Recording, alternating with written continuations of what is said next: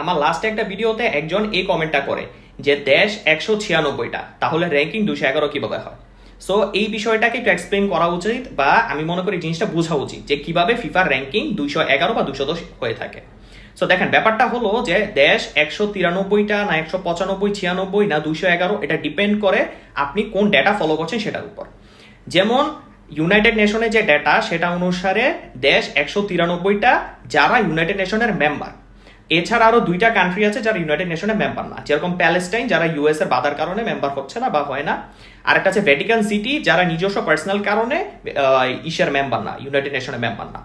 এছাড়া যারা 196টা মনে করেন থাকেন, তারা মূলত এখানে কসোভোকে কাউন্ট করে, যে না, কসোভো নামে আরেকটা কান্ট্রি আছে যেটা ইউনাইটেড নেশনের মেম্বার না, বাট তারা ইসের ভিতরে পড়ে, কান্ট্রির কাউন্টের ভিতরে পড়ে। সো তাদের জন্য 196টা। এখন আসি ফিফা কেন 211 মনে করে। এখানে কাহিনীটা হলো যে ইউনাইটেড নেশন মূলত একটা কান্ট্রির আন্ডারে যতগুলো টেরিটরি আছে সেটাকে একসাথে একটা সভরেন কান্ট্রি হিসেবে কাউন্ট করে।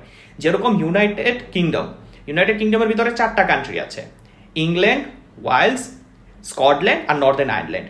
সো ফিফা এই 4টা কান্ট্রির জন্য আলাদা আলাদা ফুটবল ফেডারেশন আছে, আলাদা আলাদা ফুটবলিং নেশন হিসেবে তাদেরকে কাউন্ট করে। তারা এখান থেকে স্কটল্যান্ড এবং ইংল্যান্ড, তারা কিন্তু এবার ওয়ার্ল্ড কাপ খেলতে যাচ্ছে। স্কটল্যান্ডে ম্যাকটমিনে আছে, রবার্টসন আছে, দেন স্যার অ্যালেক্স ফার্গুসনও কিন্তু এই স্কটল্যান্ডের।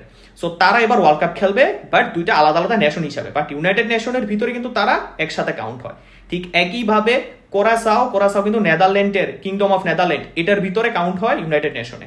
বাট ফিফাতে তারা আলাদা একটা নেশন যারা ওয়ার্ল্ড কাপ খেলবে। সো এরকমই অনেক আয়ারল্যান্ড আছে যারা ফিফাতে আলাদা ফুটবলিং নেশন হিসেবে কাউন্ট হয়, বাট ইউনাইটেড নেশনে তারা অন্য আরেকটা কান্ট্রি টেরিটরিতে আসে। সো এই জন্য আর কি র্যাঙ্কিং 211 পর্যন্ত হয়ে থাকে।